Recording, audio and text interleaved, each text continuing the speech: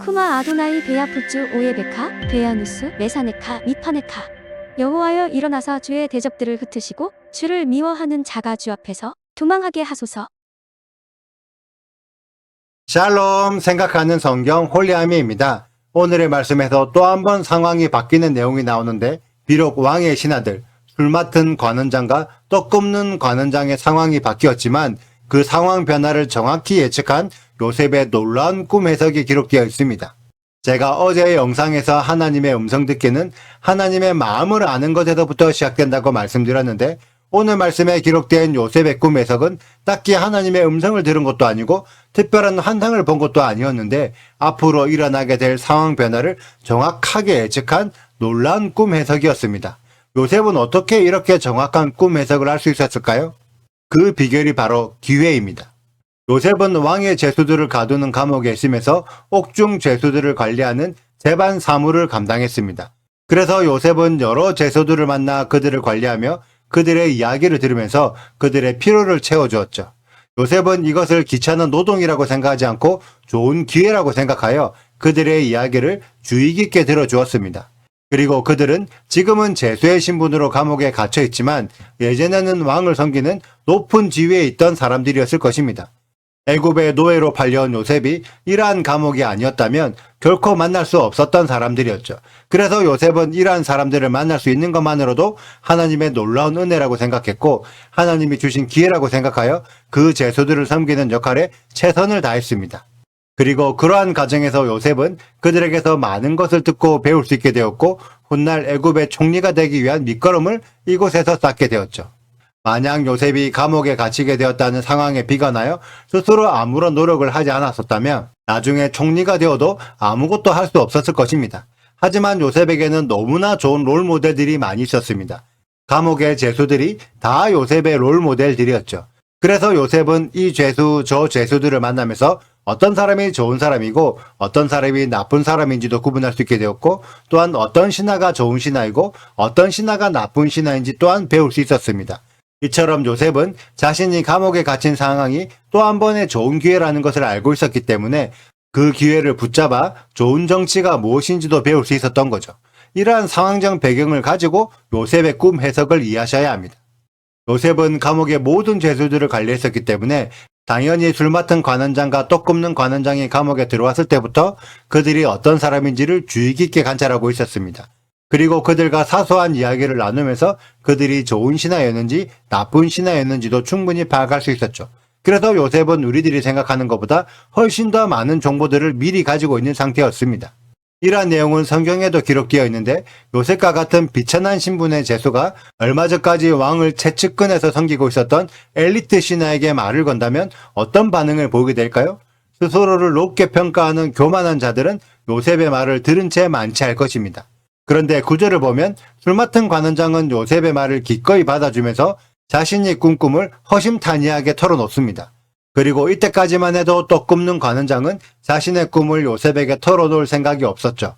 하지만 16절을 보면 요셉이 술 맡은 관원장의 꿈을 긍정적으로 해석해 준 것을 듣고 나서야 그제서야 떡 굽는 관원장이 자신의 꿈을 요셉에게 털어놓습니다. 우리는 이 내용만 봐도 두 관원장의 성품을 미리 짐작할 수 있습니다. 하물며 두 관원장을 여러 날 동안 섬겼던 요셉은 얼마나 더 훤하게 두 관원장을 파악할 수 있었을까요?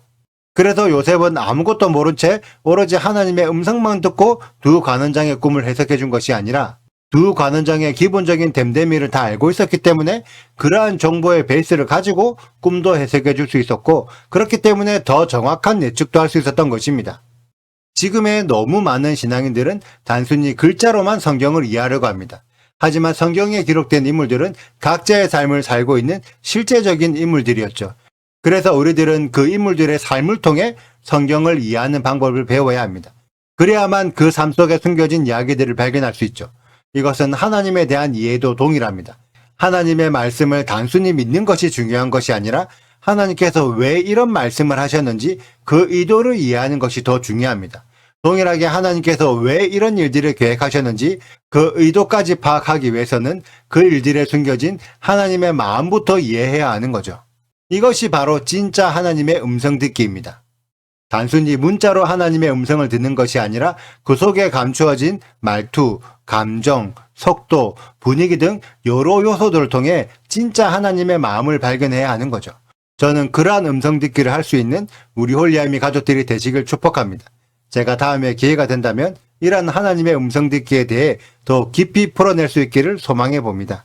오늘의 영상은 여기까지입니다. 오늘의 말씀 읽으시고 질문이 있으시다면 언제든지 댓글로 남겨주세요. 오늘도 감사합니다. 샬롬! 그 후에 애굽 왕의 술 맡은 자와 떡 굽는 자가 그들의 주인 애굽 왕에게 범죄한지라. 바로가 그 두 관원장 곧 술 맡은 관원장과 떡 굽는 관원장에게 노하여 그들을 친위대장의 집안에 있는 옥에 가두니 곧 요셉이 갇힌 곳이라. 친위대장이 요셉에게 그들을 수종들게 하매 요셉이 그들을 섬겼더라. 그들이 갇힌 지 여러 날이라. 옥에 갇힌 애굽 왕의 술 맡은 자와 떡 굽는 자 두 사람이 하룻밤에 꿈을 꾸니 각기 그 내용이 다르더라. 아침에 요셉이 들어가 보니 그들에게 근심의 빛이 있는지라. 요셉이 그 주인의 집에 자기와 함께 갇힌 바로의 신하들에게 묻되 어찌하여 오늘 당신들의 얼굴에 근심의 빛이 있나이까. 그들이 그에게 이르되 우리가 꿈을 꾸었으나 이를 해석할 자가 없도다. 요셉이 그들에게 이르되 해석은 하나님께 있지 아니하니까 청하건대 내게 이르소서. 술 맡은 관원장이 그의 꿈을 요셉에게 말하여 이르되 내가 꿈에 보니 내 앞에 포도나무가 있는데 그 나무에 세 가지가 있고 싹이 나서 꽃이 피고 포도송이가 익었고 내 손에 바로의 잔이 있기로 내가 포도를 따서 그 즙을 바로의 잔에 짜서 그 잔을 바로의 손에 들였노라. 요셉이 그에게 이르되 그 해석이 이러하니 세 가지는 사흘이라. 지금부터 사흘 안에 바로가 당신의 머리를 들고 당신의 전직을 회복시키리니 당신이 그 전에 술 맡은 자가 되었을 때에 하던 것 같이 바로의 잔을 그의 손에 드리게 되리이다. 당신이 잘 되시거든 나를 생각하고 내게 은혜를 베풀어서 내 사정을 바로에게 아뢰어 이 집에서 나를 건져 주소서. 나는 히브리 땅에서 끌려온 자여 여기서도 옥에 갇힐 일은 행하지 아니하였나이다.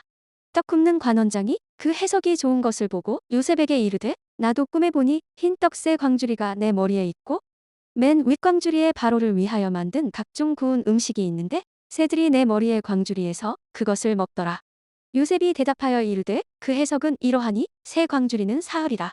지금부터 사흘 안에 바로가 당신의 머리를 들고 당신을 나무에 달리니 새들이 당신의 고기를 뜯어 먹으리이다 하더니 제3일은 바로의 생일이라 바로가 그의 모든 신하를 위하여 잔치를 베풀 때에 술 맡은 관원장과 떡 굽는 관원장에게 그의 신하들 중에 머리를 들게 하니라. 바로의 술 맡은 관원장은 전직을 회복함에 그가 잔을 바로의 손에 받들어 드렸고 떡 굽는 관원장은 매달리니 요셉이 그들에게 해석함과 같이 되었으나 술 맡은 관원장이 요셉을 기억하지 못하고 그를 잊었더라. 구독과 좋아요를 눌러주세요. 그리고 알림 설정도 해주시고요. 사랑과 관심 부탁드려요. 슈바 아도나이 리베보트 할레페 이스라엘 여호와여 이스라엘 천만인에게로 돌아오소서.